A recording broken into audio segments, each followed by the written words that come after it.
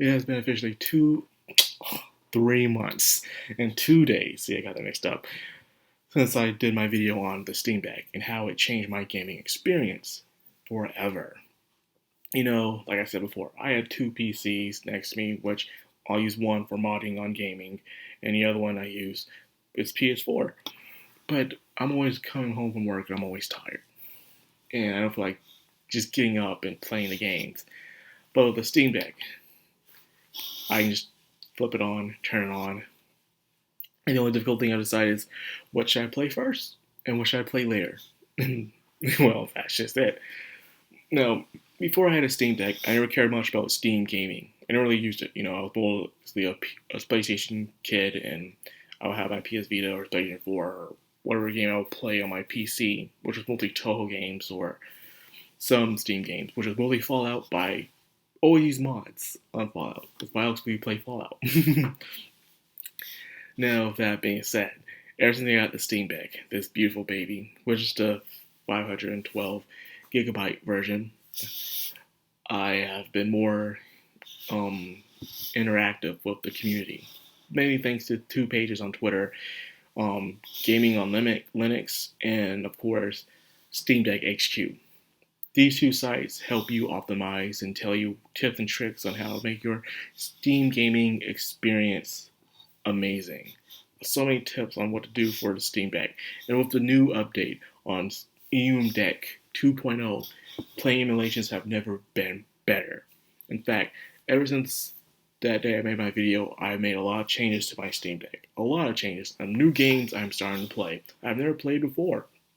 I can play them for cheap prices on Steam Store or just get them free on emulation. No, let's talk about emulation. Emulation, thanks to the new Steam Deck 2.0, you have a very functional site that you can work on in Steam Deck. You can do custom updates, quick updates, all that stuff. You can even go into tools and stuff, and it will show you videos. That's right, direct you to videos, and even clips on how to optimize certain areas. You can have the update tools, quick settings, power tools will help you optimize your Steam games. Well, mainly your emulation games, anyways. And of course, Steam ROM Manager, where you can make collections and pictures for your game that goes directly to your Steam library instead of just going, through emulation itself, which I was doing at first. I was just using Emulation Station. Now with this, it'll give you tips and tricks, firmwares, BIOS, ROMs, anything you need to get your emulation working perfectly. It'll tell you what you're missing and what you need to get it. And it works well. Now, that being said, let's go on to the main thing I want to show you guys. Give me a sec. Check this out. Give it a moment. Gotta wait for it. And, really? There we go. Yes, we have boot ups. Bam. I never cared about, shutting down my Steam Deck because, just have it on, put on charge. But now, thanks to that, I feel like shutting it down and turning it off every time I'm about to use it again so I can see that boot up. Yes, you can use now custom boot ups. They have tons of them now, from Fallouts to movies to sitcoms, TV shows, video games, whatever boot up you want to use for your deck. And it's just amazing. Boot ups are fantastic. I love them so much. Now, with that being said, there's a lot of changes I made to this thing to make it my personal gaming experience. And the first thing you can see, of course, is the screen itself, the gaming case, and the new amazing screen protector I have on this baby. Now, the screen protector, believe it or not, was a frustrating but yet satisfying end to my journey. I first ordered a neon green case protector, and it was arrived in 2 days. It was on October 12th. However, my sisters, who are in Texas right now doing a job, put the default address to Texas. So usually I just put an order, click it, and it just automatically comes here. But instead, it went straight to Texas. However, it never arrived, and it was October 18th. So I called customer service saying what's going on. I was telling them if they found it, I can cancel the order. They couldn't cancel the order for me, so instead they gave me a $30 gift card. So I got a $30 gift card, bought me another one with a cheaper screen, and so I saved $4 on that. Then after that, it came. This came 2 days later was supposed to. The screen protector that was sent to Texas finally came, but it was too late. It came in during the 18th. Days already passed. So my customer's unsatisfaction, I got myself a $30 refund. So I got $60 out of it. Amazing. $60, baby. So that's nice. Now, that being said, the screen protector is nice. It even matches my outfits. I got the glasses, the headphones, and the shirt. It matches so well, baby. It's nice. I did want the skins, but I wanted something more sturdy. Something with better grip. Even nice analog sticks I can use. See these analog sticks? Now, like I said before I had a Steam Deck, I barely did any Steam games on it. I really went to the Steam game library, even during the Steam summer sale, barely, and did that until I got a Steam Deck. Thanks to getting a Steam Deck, I started getting more games on my wish list and a bunch of other things that I decided to play. And it has been an amazing experience for me so far. As you can see, I have, the Bioshock games, Oculus Trip. I even have Oculus Trip 2, Deus Ex, Devil May Cry, Oblivion, Fallouts, Prototypes. I got Sonic games, Titanfall, Toho games, and even Spark. I'm planning to get other games later on when they get on sale. They're usually on sale a lot now, thanks to more and more people picking up the Steam Deck. Steam has been getting more users and even more sales. They've been making more sales. Like, hey, man, we get more people. Let's make this place more appealing. So let's give more discounts to the people, which they have been doing, which has been an amazing experience for myself. Now let's go back to emulation. Emulation, have I said, has been better since last time I did it. At first, I just used Emulation Station, but now I'm using just EmuDeck itself for a better gaming collection display. As you can see, there's others you can do, which I'll test it out later on down the road. But this is so far the emulators that are already installed. You got one for PlayStation, Wii U, GameCube, Wii, even Nintendo Switch, Xbox, and even recently PS Vita. That's right, PS Vita. I really wanted to play Tales of Hearts R, my favorite PS Vita game, on this thing. But it was so hard until I got the configurations correct. But even with all that, even having the game installed and everything, it would not play. And I was wondering why. I was going through Discords, all this stuff. No one could give me a proper answer until one day I got an update. And when I did that update, then it started to play. And after I did that update and started to play, that's when they did EmuDeck 2.0, where they got the Vita emulator on here. As you can see, this right here is the original one I installed. This is the one that EmuDeck installed. I still use this one because I already have it to my custom settings. So why work with it? You know what I'm saying? So it works out very well. Now let's go out and see what games I have for this thing. First, let's start with Game Boy Advance. I've through so far 3 games on Game Boy Advance so far. I had a lot of Game Boy games, mainly the 32 in 1 pack, 16 1 pack games back then in the day. But believe it or not, I didn't really play many games on the Game Boy deck. Game Boy. I have Kirby and Amazing Mirror, Kirby Nightmare Dreamland, and Dragon Ball Z Boost Fury. I couldn't find a picture for Dragon Ball Z Boost Fury. I could put it into it, I'm just being lazy to put a picture up for it. Next, let's go with GameCube. I've never had a GameCube before. Never had one. In fact, I never had many Nintendo consoles growing up. I was mostly PlayStation. I had an Xbox and a Wii and a Game Boy Advance, but they were just given to me on whim. I never really asked for those things, except for the Wii.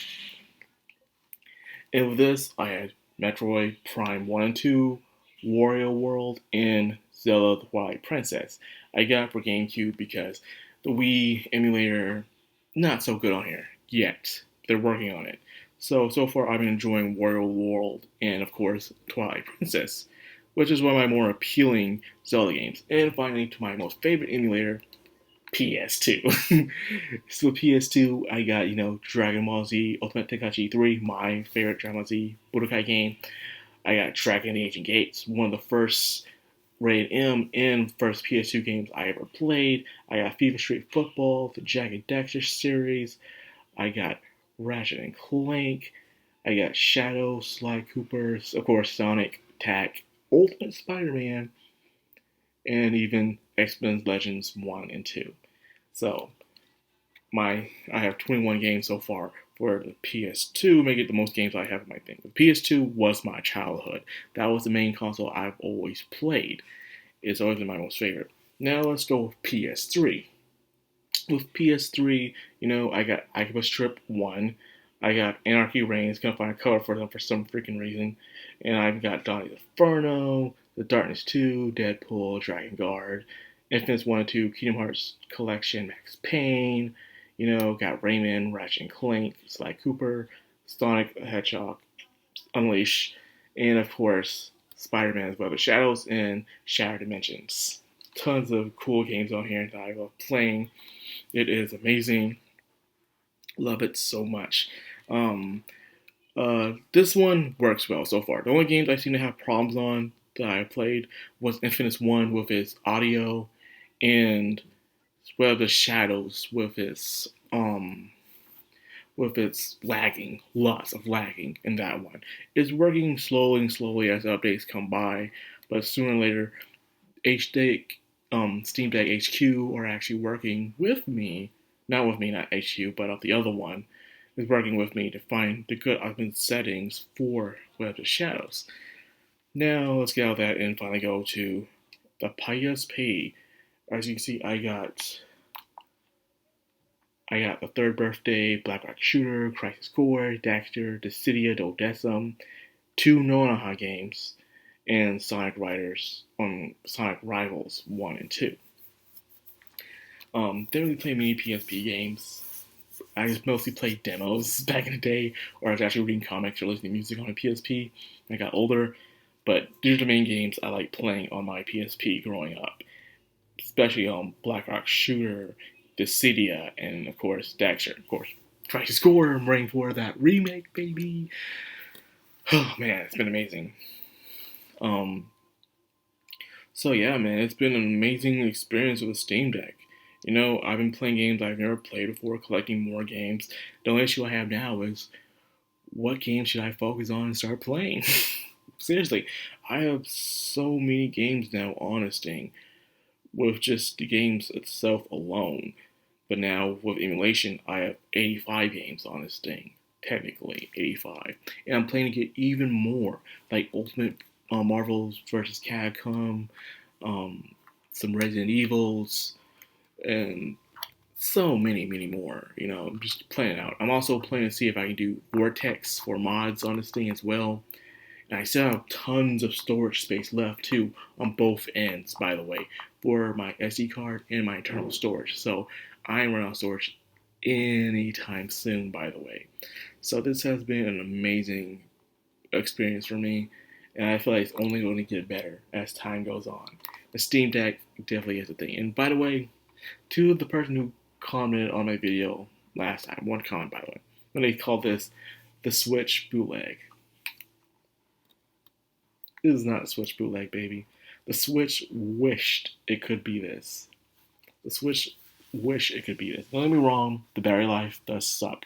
But however, they have a way where you can easily take off the back cover, and when they do, and they are working on it, coming out with a better battery. When they come up with a better battery, you can have a better gaming experience. Probably the ultimate gaming experience. But not only that, I also have myself an actual portable power bank, and not the one that requires a wire. You just attach it directly onto your Steam Deck, and it powers for you. And it even tells you the number of percentage power it has left on the thing too. So I don't have to worry about taking this thing. That thing gives me 2 more hours of gaming time, by the way. So it's been amazing experience. So it's going to come with a better battery. And there has been other gaming consoles out there, companies that have been making more and more portable gaming devices, by the way. There's one that runs Windows that actually has 2 terabytes on it, but it's very expensive. There's one that's smaller than this, but however, the most expensive one is not even better than the most cheapest one of this. Um, there's one that does cloud gaming, which is not good at all, unless you live in South Korea. It's been a crazy ride, people, and I'm enjoying this experience. Because this is the first time I've ever bought a console on day one by myself. I bought consoles before, but they never been day one consoles.